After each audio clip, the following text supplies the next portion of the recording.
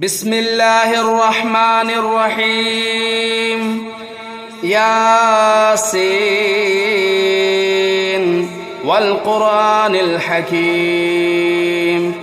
إنك لمن المرسلين على صراط مستقيم تنزيل العزيز الرحيم لتنذر قوما ما أنذر آباؤهم فهم غافلون لقد حق القول على أكثرهم فهم لا يؤمنون إنا جعلنا في أعناقهم أغلالا فهي إلى الأذقان فهم مقمحون وجعلنا من بين أيديهم سدا ومن خلفهم سدا فأغشيناهم فهم لا يبصرون وسواء عليهم أنذرتهم أم لم تنذرهم لا يؤمنون إنما تنذر من اتبع الذكر وخشي الرحمن بالغيب فبشره بمغفرة وأجر كريم إنا نحن نحيي الموتى ونكتب ما قدموا وآثارهم وكل شيء أحصيناه في إمام مبين واضرب لهم مثلا أصحاب القرية إذ جاءها المرسلون إذا أرسلنا إليهم اثنين فكذبوهما فعززنا بثالث فقالوا إنا إليكم مرسلون قالوا ما أنتم إلا بشر مثلنا وما أنزل الرحمن من شيء إن أنتم إلا تكذبون قالوا ربنا يعلم إنا إليكم لمرسلون وما علينا إلا البلاغ المبين قالوا إنا تطيرنا بكم لئن لم تنتهوا لنرجمنكم وليمسنكم منا عذاب أليم قالوا طائركم معكم أئن ذكرتم بل أنتم قوم مسرفون وجاء من أقصى المدينة رجل يسعى قال يا قوم اتبعوا المرسلين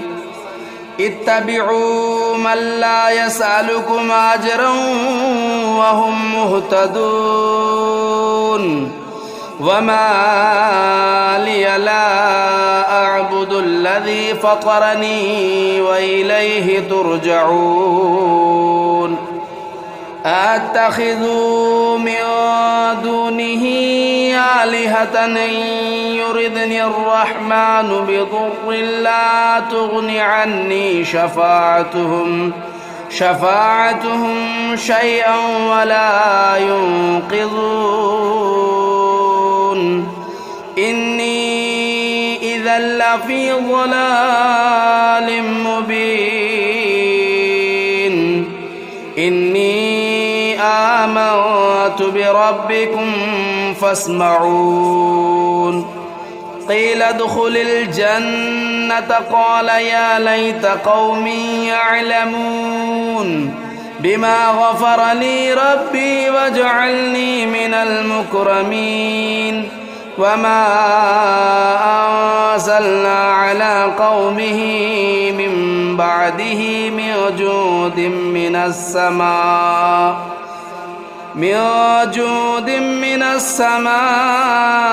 وما كنا منزلين إن كانت إلا صيحة واحدة فإذا هم خامدون يا حسرة على العباد ما يأتيهم من رسول إلا كانوا به يستهزئون ألم يروا كم أهلكنا قبلهم من القرون أنهم إليهم لا يرجعون وإن كل لما جميع لدينا محضرون وآية لهم الأرض الميتة أحييناها وأخرجنا منها حبا فمنه يأكلون وجعلنا فيها جنات من نخيل وأعناب وفجرنا فيها من العيون ليأكلوا من ثمره وما عملته أيديهم أفلا يشكرون سبحان الذي خلق الأزواج كلها مما تنبت الأرض ومن أنفسهم ومما لا يعلمون وآية لهم الليل نسلخ منه النهار فإذا هم مظلمون والشمس تجري لمستقر لها ذلك تقدير العزيز العليم والقمر قدرناه منازل حتى عاد كالعرجون القديم لا الشمس ينبغي لها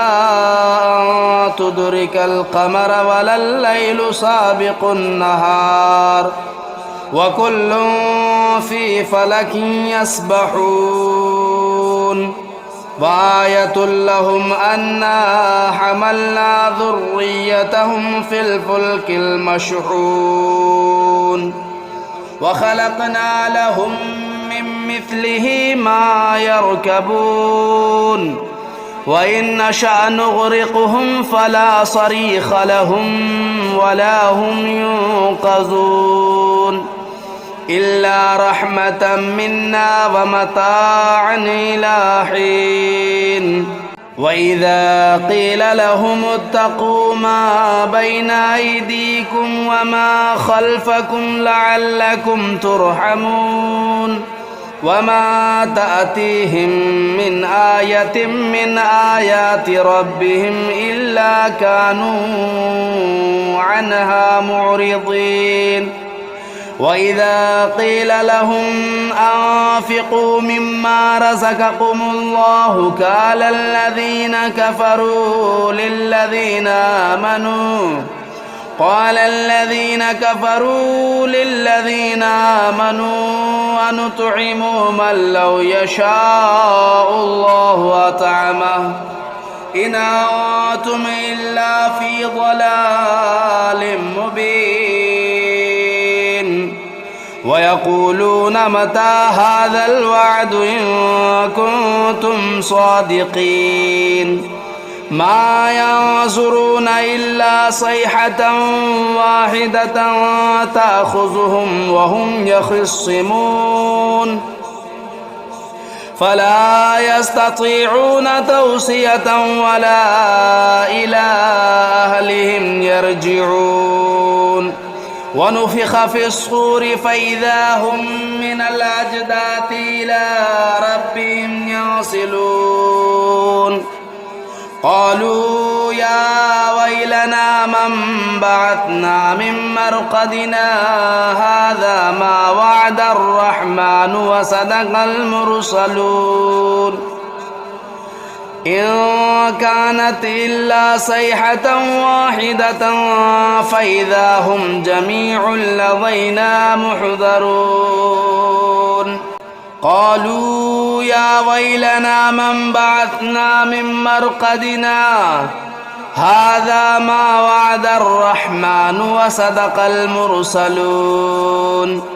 إن كانت إلا صيحة واحدة فإذا هم جميع لدينا محضرون فاليوم لا تظلم نفس شيئا ولا تجزون إلا ما كنتم تعملون إن أصحاب الجنة اليوم في شغل فاكهون هم وأزواجهم في ظلال على الأرائك متكئون لهم فيها فاكهة ولهم ما يدعون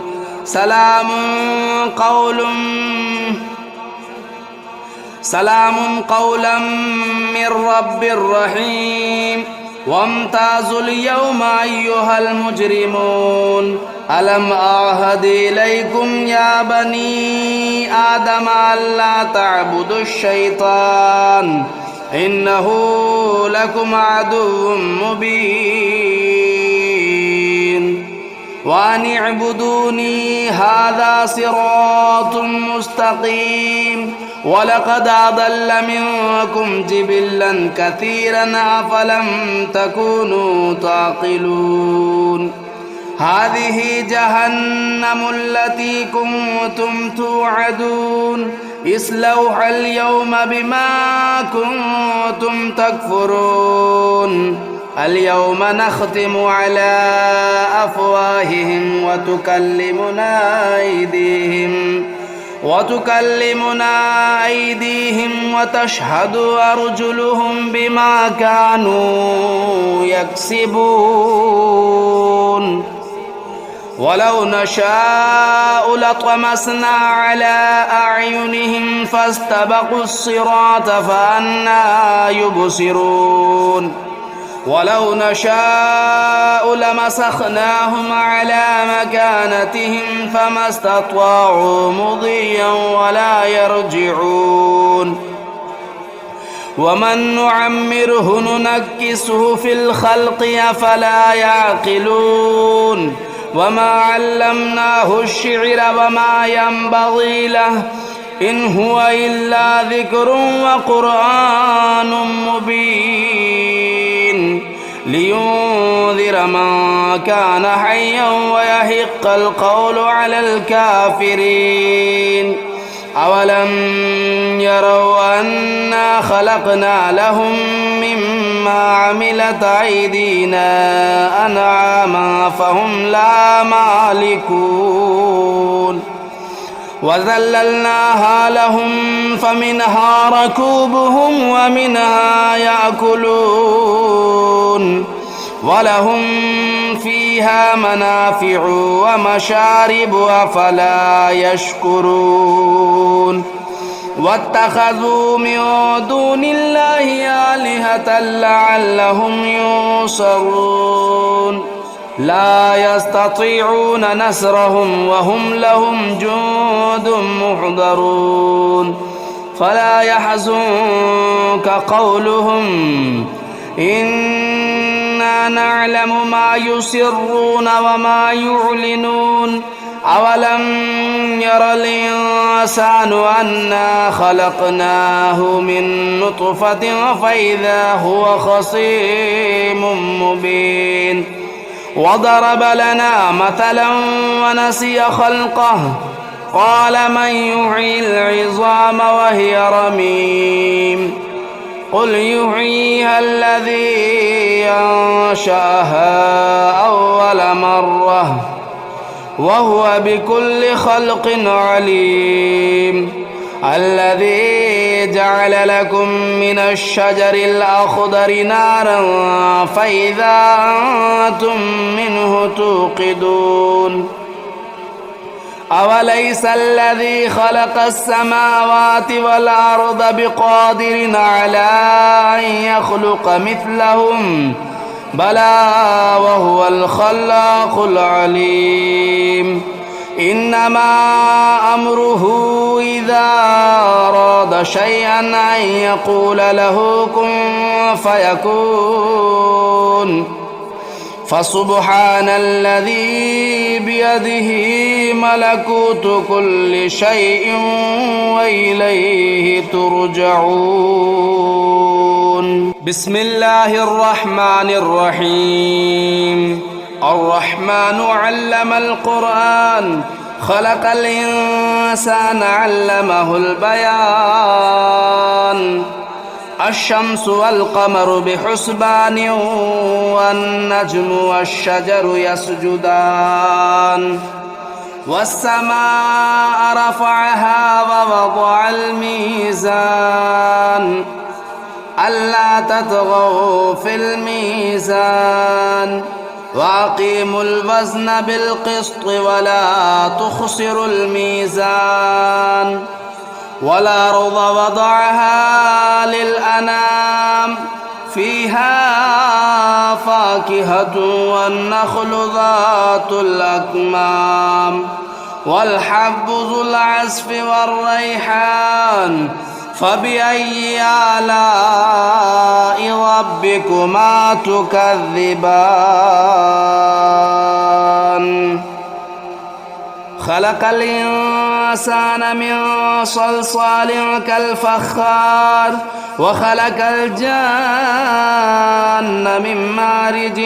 من نار فبأي آلاء ربكما تكذبان رب المشرقين ورب المغربين فبأي آلاء ربكما تكذبان مرج البحرين يلتقيان بينهما برزخ لا يبغيان فبأي آلاء ربكما تكذبان يخرج منهما اللؤلؤ والمرجان فبأي آلاء ربكما تكذبان وله الجوار المنشآت في البحر كالأعلام فبأي آلاء ربكما تكذبان كل من عليها فان ويبقى وجه ربك ذو الجلال والإكرام فبأي آلاء ربكما تكذبان يسأله من في السماوات والأرض كل يوم هو في شأن فبأي آلاء ربكما تكذبان سنفرغ لكم أيها الثقلان فبأي آلاء ربكما تكذبان يا معشر الجن والإنس إن استطعتم أن تنفذوا من أقطار السماوات والأرض فانفذوا لا تنفذون إلا بسلطان فبأي آلاء ربكما تكذبان يرسل عليكما شواظ من نار ونحاس فلا تنتصران فبأي آلاء ربكما تكذبان فإذا انشقت السماء فكانت وردة كالدهان فبأي آلاء ربكما تكذبان فيومئذ لا يسأل عن ذنبه إنس ولا جان فبأي آلاء ربكما تكذبان يعرف المجرمون بسيماهم فيؤخذوا بالنواصي والأقدام فبأي آلاء ربكما تكذبان هذه جهنم التي يكذب بها المجرمون يطوفون بينها وبين حميم آن فبأي آلاء ربكما تكذبان ولمن خاف مقام ربه جنتان فبأي آلاء ربكما تكذبان ذواتا أفنان فبأي آلاء ربكما تكذبان فيهما عينان تجريان فبأي آلاء ربكما تكذبان فيهما من كل فاكهة زوجان فبأي آلاء ربكما تكذبان متكئين على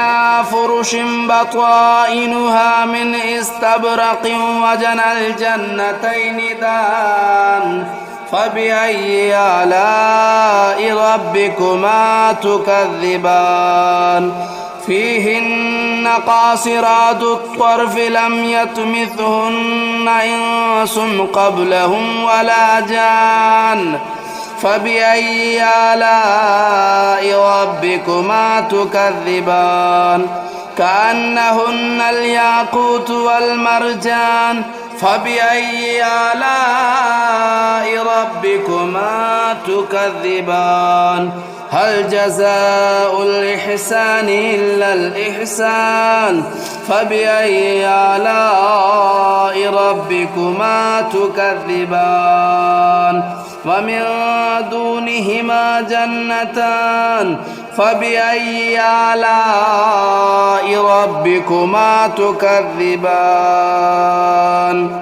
مدهامتان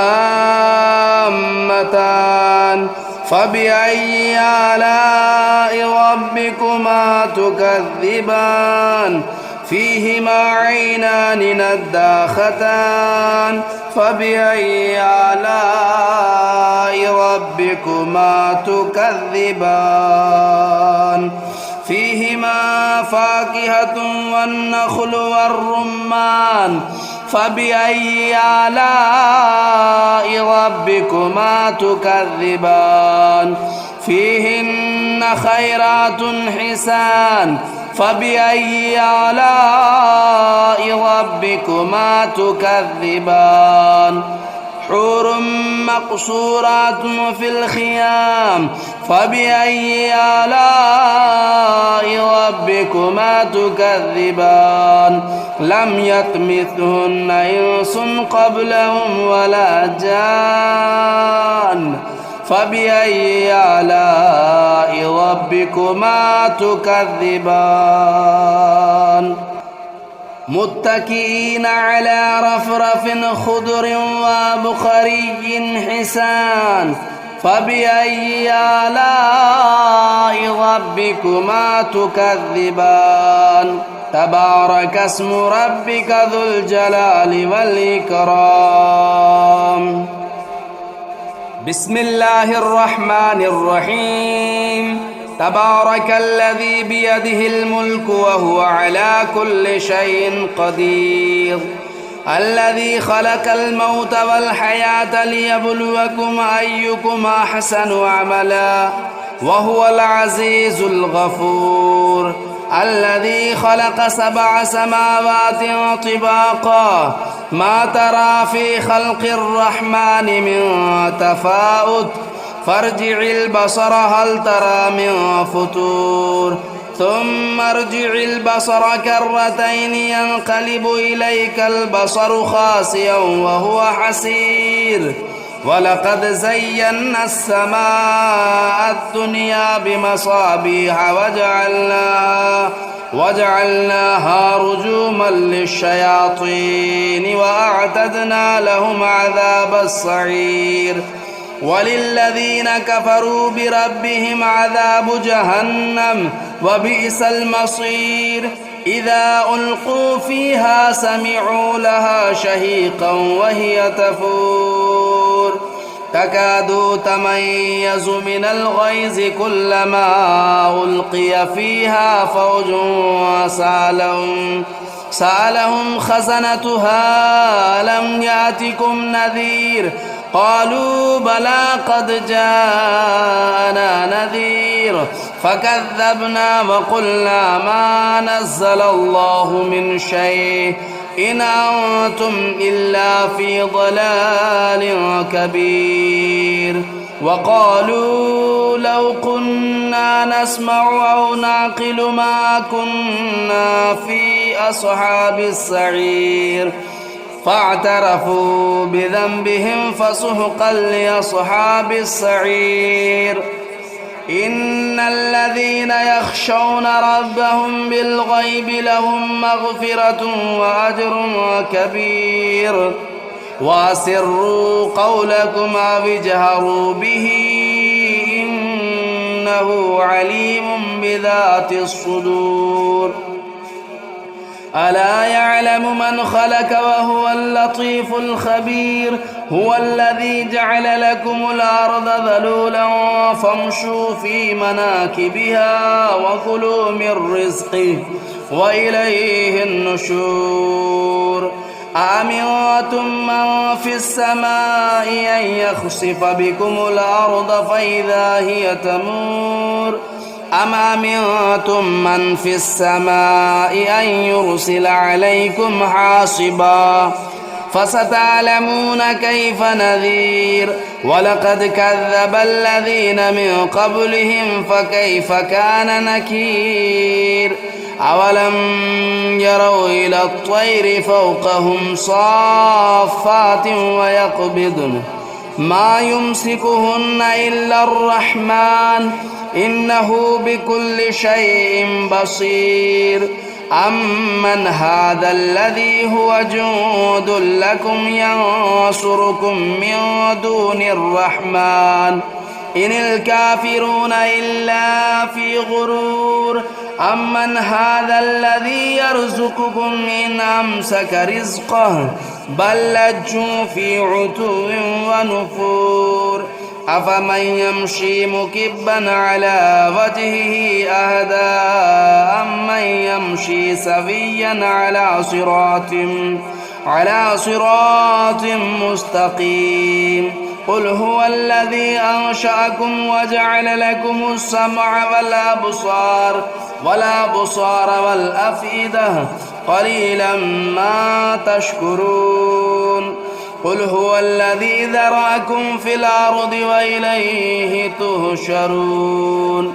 ويقولون متى هذا الوعد إن كنتم صادقين قل إنما العلم عند الله وإنما أنا نذير مبين فلما رأوه زلفة سيئت وجوه الذين كفروا وقيل هذا الذي كنتم به تدعون قل أرأيتم إن أهلكني الله ومن معي أو رحمنا فمن يجير الكافرين من عذاب أليم قل هو الرحمن آمنا به وعليه توكلنا فستعلمون من هو في ضلال مبين قل أرأيتم إن أصبح ماؤكم غورا فمن يأتيكم بماء معين